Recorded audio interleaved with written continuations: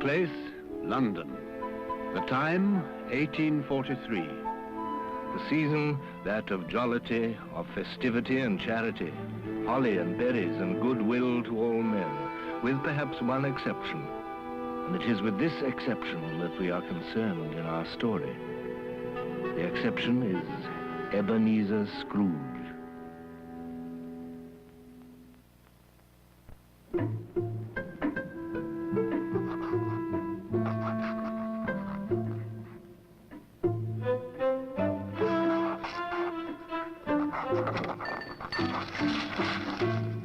A Merry Christmas, Uncle. God save you. Humbug. Christmas a humbug, Uncle?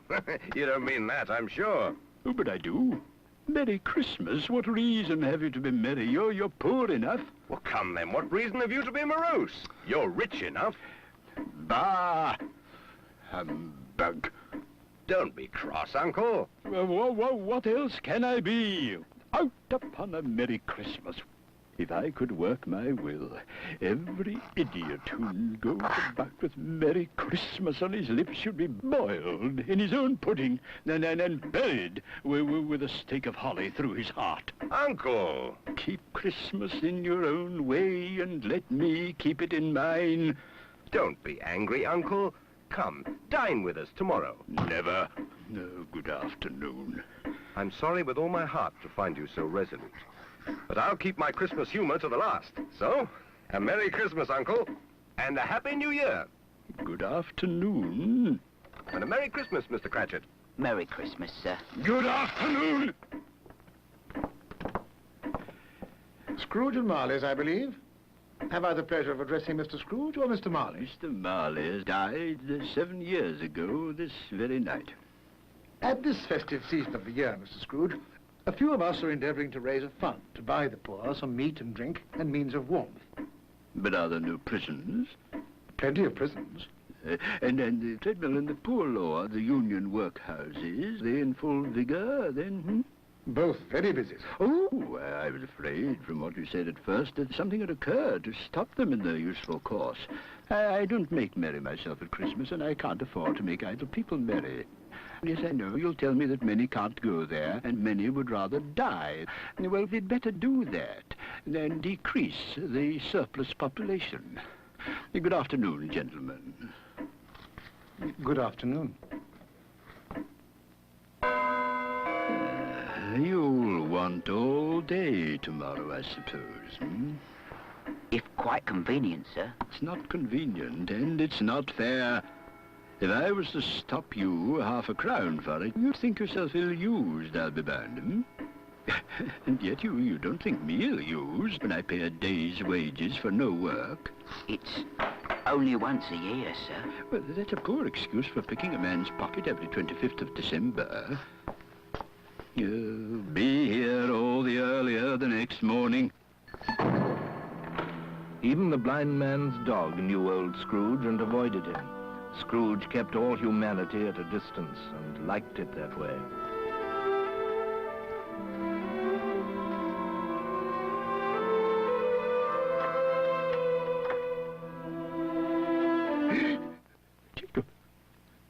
Jacob Marley.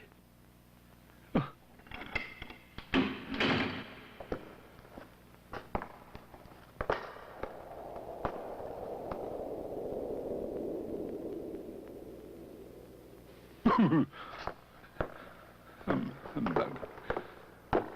Humbug.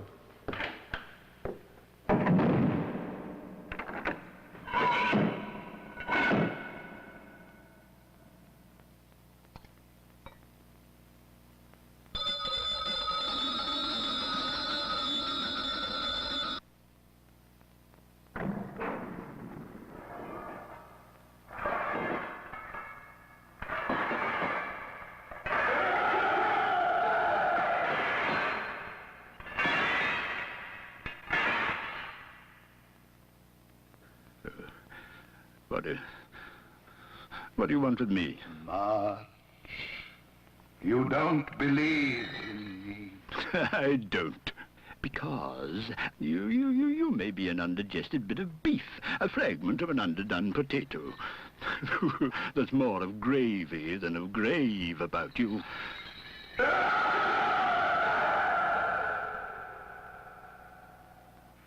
I wear the chain I forged in life. I made it link by link and yard by yard. I girded it on of my own free will, and of my own free will I wore it. Now, you were always a good man of business, Jacob. Business! Mankind was my business. Why did I walk through crowds of fellow beings with my eyes turned down, and never raise them to that blessed star which led the wise men to a poor abode? Hear me. I will. I am here tonight to warn you that you have yet a chance of escaping my fate. Ebenezer, you will be haunted by 3 spirits. Expect the first tomorrow when the bell tolls 1. Expect the second on the next night at the same hour. The third upon the next night when the last stroke of 12 has ceased to vibrate.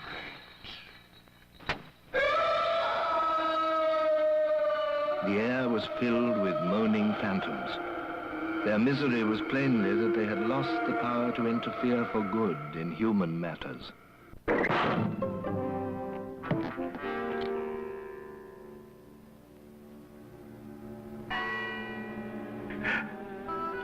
Scrooge awoke to the chimes of a neighboring clock. His room was flooded with light, and a hand opened the curtains of his bed. Are you the spirit, sir, whose coming was foretold to me? I am.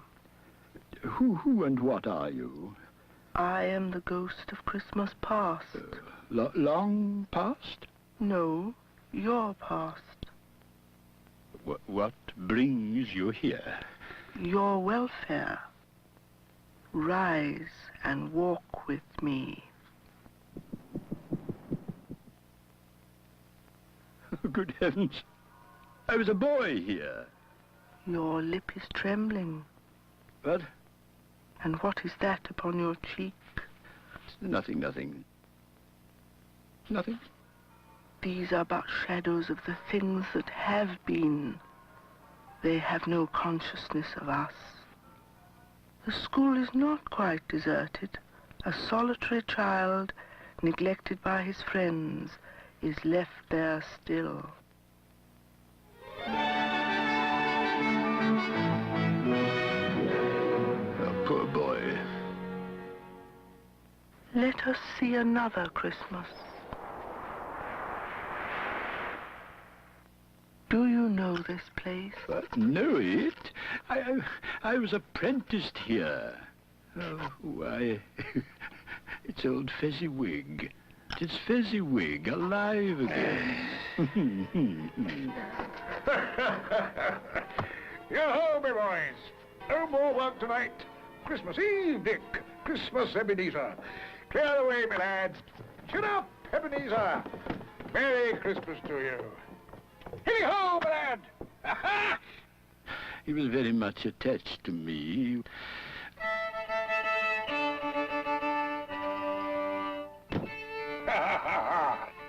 Welcome! Welcome, everybody! Merry Christmas to you all!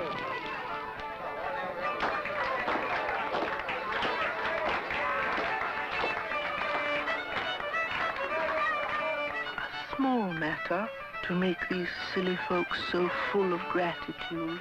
Small? Why, is it not? He has spent but a few pounds of your mortal money. 3 or 4, perhaps. But it isn't that, Spirit. He had the power. He had the power to render us happy or unhappy, to make our service light or burdensome, of pleasure or of toil. My time grows short. Quick. You are changed. You fear the world too much. There is nothing as hard as poverty, so I pursue wealth. I have seen your nobler aspirations fall off one by one until the master passion, gain, engrosses you. Our contract is an old one. I can release you. Have I ever sought release? In words? No, never. In what, then? In a changed nature, in an altered spirit. May you be happy in the life you have chosen. Oh, Spirit, why would you delight to torture me? I told you these were shadows of the things that have been, that they are what they are. Do not blame me. Take me back. Haunt me no longer.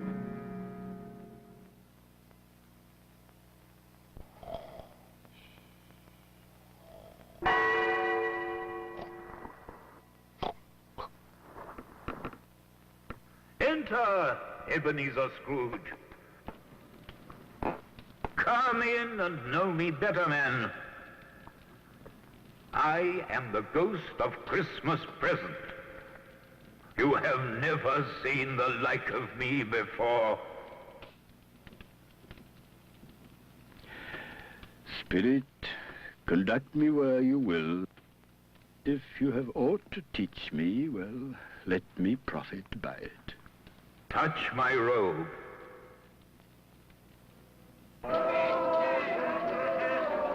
As they walked, the spirit shed from his torch a few drops of good cheer on the passers-by. They stopped to bless the humble dwelling of the Cratchit family. And how did little Tim behave? As good as gold. He told me coming home that he hoped the people saw him in the church because he was a cripple, and it might be pleasant to them to remember upon Christmas Day Come on, Timmy. who made lame beggars walk and blind men see. The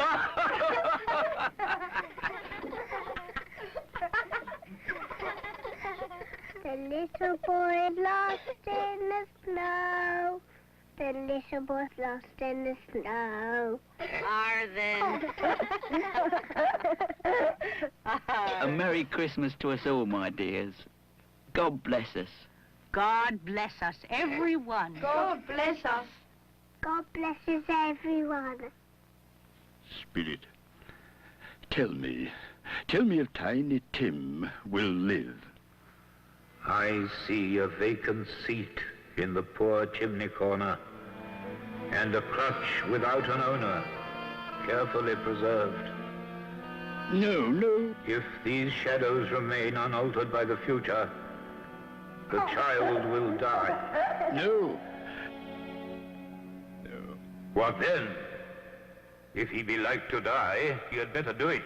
Don't. And decrease the surplus population. Oh, God. To hear the insect on the leaf pronouncing on the too much life among his hungry brothers in the dust. What place is this? A place where miners live, who labor in the bowels of the earth. But they know me. See? God rest ye merry gentlemen, let nothing you dismay. Remember Christ our Savior was born on Christmas Day to save us souls from Satan.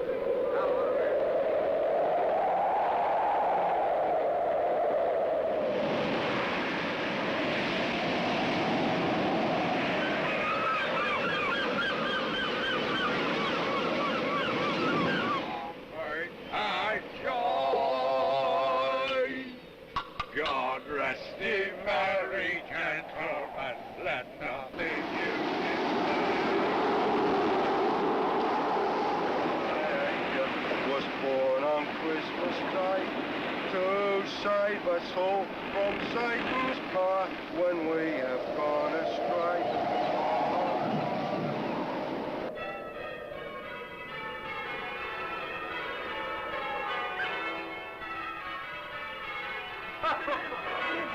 Uncle Scrooge. He's given us plenty of merriment, I'm sure. And it would be ungrateful not to drink his health. And I say, Uncle Scrooge. Uncle Scrooge. A Merry Christmas and a Happy New Year to the old man, whatever he is. He wouldn't take it from me, but may he have it nevertheless. My life upon this globe is very brief. It ends tonight, at midnight. Forgive me, but I see something strange. Look here. Look, down here. Spirit? Are they yours? They are man's, and they cling to me. This boy is ignorance. This girl is want. Beware them both, but most of all, beware this boy. Have they no refuge? No resource? Are there no prisons? Are there no workhouses?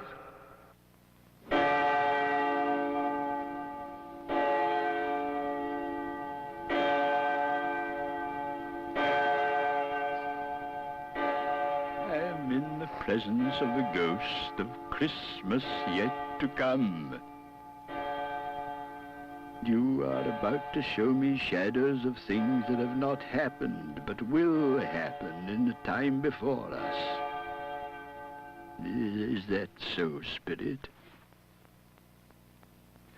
Ghost of the future, I fear you more than any spectre I have seen. But as I know your purpose is to do me good, lead on, Spirit.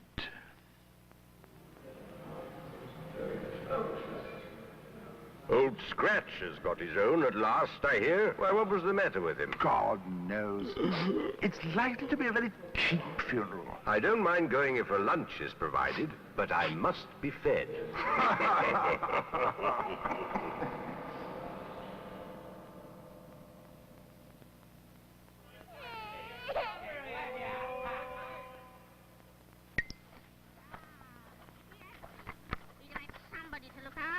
When he was struck with death.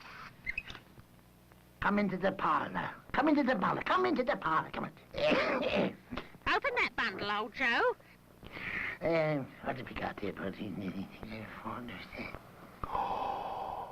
His blankets. Bed curtains. You don't mean to say you took 'em down, rings and all, with him lying there? Yes, I do. If he wanted to keep him after he was dead, why wasn't he natural in his lifetime? It's a judgment on him. Spirit, I see. Yet I do see. Oh, merciful heaven, what is this? Spirit, this is a fearful place. In leaving it, I'll not leave its lesson. Let us go. I understand you, and I would do it if I could, but I have not the power. Spirit, I have not the power. Let me see some tenderness connected with the death.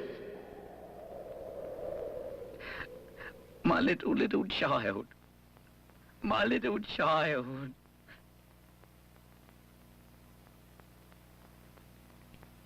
Before I draw nearer to that stone to which you point, answer me one question.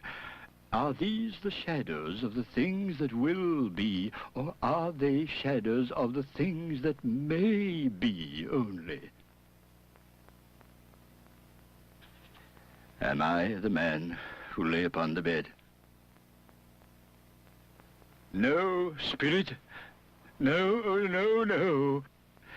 Spirit, I'm not the man I was. Good Spirit, assure me that I may yet change these shadows you have shown me by an altered life. I will not shut out the lessons that they teach.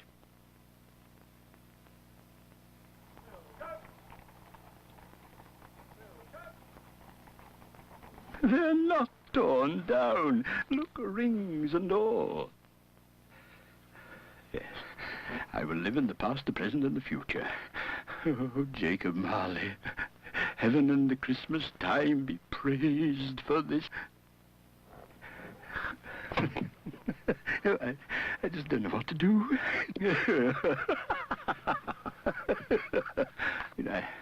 I don't know what day of the month it is. I don't know how long I've been among the spirits. I don't know anything.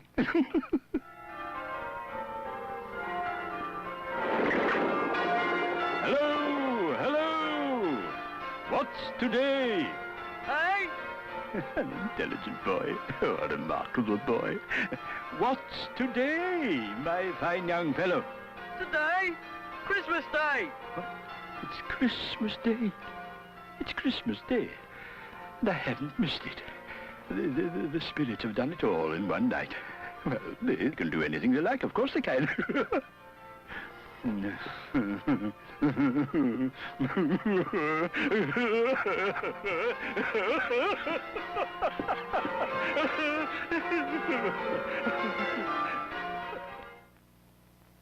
You know, I scarcely ever looked at it before, but it's a wonderful knocker.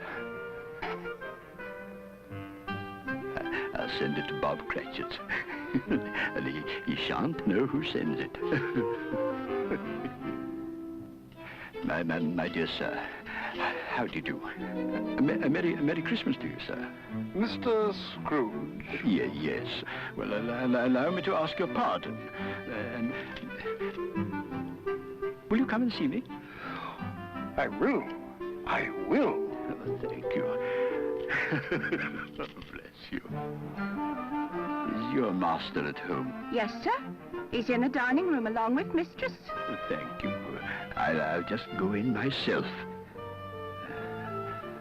Fred. Well, bless my soul. Come in, Uncle. Come in, Uncle. Hello. And what do you mean by coming here at this time of day? I am very sorry, sir. It's only once a year, sir. It shall not be repeated. I was making rather merry yesterday, sir. Now, I'll tell you what, my friend. I am not going to stand for this sort of thing any longer. And therefore, I am about to raise your salary. A Merry Christmas, Bob. A Merry Christmas. I will raise your salary, Bob, and endeavor to assist your struggling family. And we'll discuss your affairs this very afternoon, Bob. Scrooge was better than his word. He did all he had promised and more. And to Tiny Tim, who did not die, he was a second father.